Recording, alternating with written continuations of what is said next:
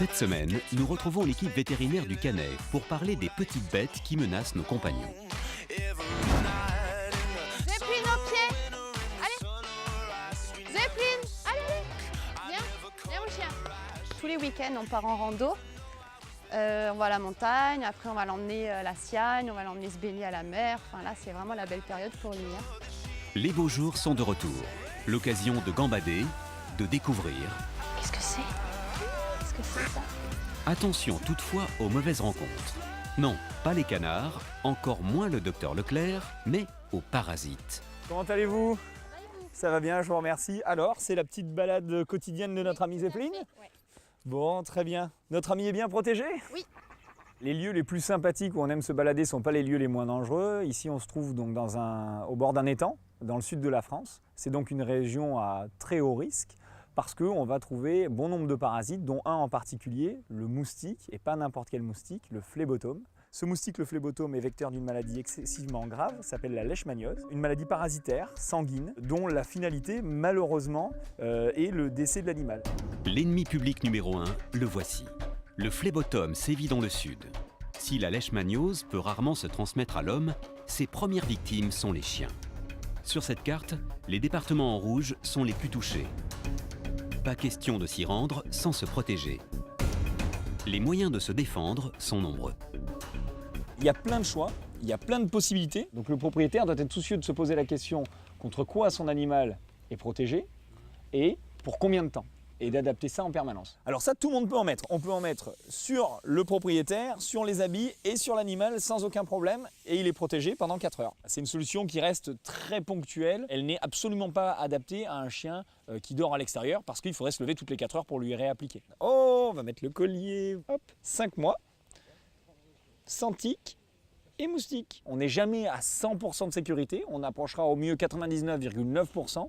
Donc plus on met de chance de son côté, plus on est tranquille. Il y a à l'heure actuelle des produits de dernière génération en comprimé qui peuvent durer jusqu'à 3 mois et qui prémunissent des pathologies transmises par les puces et les tiques.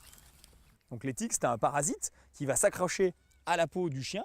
Avec ses dents, il va s'ancrer solidement et il va faire ce qu'on appelle un repas de sang, c'est-à-dire qu'il va rester accroché et il va se gorger du sang du chien pour se nourrir. Au passage, avec sa salive, il va pouvoir transmettre diverses pathologies qui pourront être vraiment très dangereuses. La priorité numéro 2, c'est de le protéger également contre les tiques. Les protections antiparasitaires ne sont pas exclusivement réservées aux chiens qui, comme Zeppelin, vivent en zone à risque. Les petits gabarits au mode de vie plus sédentaire sont également exposés. C'est le cas de Sacha qui passe 7 mois de l'année en Belgique aux côtés de sa maîtresse étudiante. Notre amie Sacha, elle n'est pas souvent en balade près du lac, elle, mais par contre, les moustiques, eux, ils volent, ils vont un peu partout. Et dans la région, est-ce que, quand tu viens, tu as pensé à la protéger? Alors donc en fait, Sacha elle est vaccinée contre la leishmaniose et donc on est là aujourd'hui pour son rappel annuel. Et en plus à partir du mois d'avril, on lui place un petit collier dont on a parlé tout à l'heure et en plus on lui met toutes les 3 semaines une pipette entre les épaules. Il faut prendre soin de nos petites bêtes. Le vaccin, c'est si malgré la prévention, il se fait piquer par un moustique, son corps est capable de se défendre. On le recommande pour tout chien susceptible de passer une partie de l'année au moins en zone endémique. Aucun vaccin n'est efficace à 100%. Ça, c'est vraiment quelque chose qu'il faut retenir. Aucun. Donc, se vacciner, c'est se protéger. Si on peut en plus se protéger avec des antiparasitaires externes, il faut le faire. Voilà. On a parlé des moustiques et il y a certains parasites avec lesquels on a parfois l'habitude de vivre sans même le savoir. Et ces parasites, ce sont les puces. Sacha semble inquiète. Mais pas de panique, elle est protégée. Depuis qu'elle est avec moi, tous les mois, elle a au moins une pipette par mois et même quand elle est dans le nord et qu'il ne fait pas beau, on continue, on relâche pas la prévention. Alors, on va essayer d'aller trouver des puces, ou du moins des traces de puces chez notre ami Nig. Viens là Nig, couchez. Voilà, couche-toi. Oui, il est gentil ce chien. On va aller brosser la zone la plus fréquentée par les puces, qui est la croupe. Souvent, les gens l'ignorent complètement. Parfois même, quand on leur en parle, ils se vexent un peu. Quand on fait ce test et qu'on fait la démonstration, Ils ont l'impression de passer pour un peu des maîtres indignes. Ils n'y sont pour rien, c'est souvent parce qu'ils ne le savent pas. Les puces sont là présentes toute l'année. Elles ne sont pas forcément dans les jardins. Elles sont dans nos maisons et elles s'y reproduisent. Elles ont un cycle très complet dans nos maisons. Là maintenant, je vais essuyer dans mon papier. Je découvre des petits points noirs. Je vais aller vérifier si ces petits points noirs, ce sont des crottes de puces ou pas, en mouillant simplement le papier. Mon papier a été imbibé d'eau, j'ouvre, je découvre, et si j'ai une petite auréole rouge autour de mes petits points noirs, eh bien en fait, c'est que c'était du sang digéré et donc des crottes de puces. Oh, ce petit chien a des puces, mais c'est pas grave, on va le traiter. Hein? Oui. Avant que ça pose des problèmes, avant que ça gratte et que ça fasse des infections. Les puces, c'est un parasite qui typiquement vit dans nos habitations. Même un animal qui ne sort jamais, un chat qui ne sortirait jamais de chez lui, peut avoir des puces. Oh, la Duffy. Hein? Est-ce qu'on a des puces, nous? On s'accroche partout, c'est cool. Miaou. Tous les mois, on a sa petite pipette ou son petit comprimé, c'est variable, ça dépend. Mais du coup, on n'a pas de puce. Là, on va pouvoir faire le traitement que l'on fait chaque mois à notre ami Clio. Donc la pipette, comme pour les chiens, lorsqu'on l'applique, on veille à être à 48 heures d'écart d'un bain. Donc 48 heures avant, 48 heures après, pas de bain.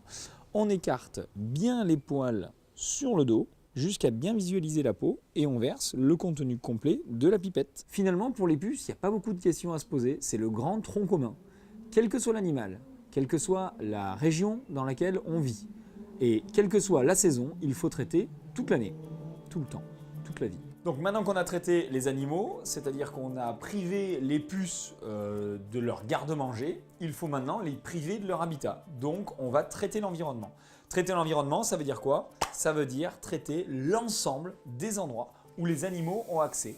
Donc les tissus, les lits, les matelas, leurs couchettes, leurs couvertures, etc. On dit que une puce sur le chien ou sur le chat, c'est 100 puces dans la maison. On a jusqu'à présent beaucoup parlé des parasites externes, les puces, les tiques et les moustiques, mais il y a un autre parasite, un autre groupe de parasites qu'on n'a pas encore abordé, il s'agit des vers, les parasites dits internes. Oh, le cachet! Le vermifuge, c'est quelque chose de très important parce qu'un animal qui va être parasité par des vers va pouvoir faire des vomissements, des diarrhées. Hop, on fait tomber au fond et on masse la petite gorge. Voilà. Mais il n'est pas tout seul, il faut faire les petits copains. Et oui, tout le monde y passe. Les chats et les chiens montent sur nos canapés, nous font des bisous, dorment parfois sur notre lit, etc. Si on vermifuge pas son chat ou son chien, eh bien potentiellement il va pouvoir nous transmettre des vers. Vermifuge parti pour Darwin aussi. Oh bah il est encore plus content Darwin, hein? Oh bah oui, il communique, il a tellement hâte. Oh, qu'est-ce qu'il y a là? Hop. Allez, le petit massage de la gorge. Oui, voilà, il l'a bien pris. Oh non, il n'a pas pris ce... Hop. Et voilà, un petit massage de la gorge pour faire descendre. Et dès qu'on voit la langue qui sort, c'est qu'il est passé. Hop, il ne nous reste plus que Clio. On recommande de vermifuger un chien ou un chat qui a un accès à l'extérieur 4 fois par an. Et par contre, pour un chat d'appartement qui n'a accès au maximum qu'à un balcon, là on pourra se limiter à le faire 2 fois par an. Le grognon! Et voilà, c'est fini! Des précautions qui permettent à nos compagnons d'évoluer en toute sécurité chez eux et à l'extérieur. Des conseils que vous pouvez retrouver sur notre site internet.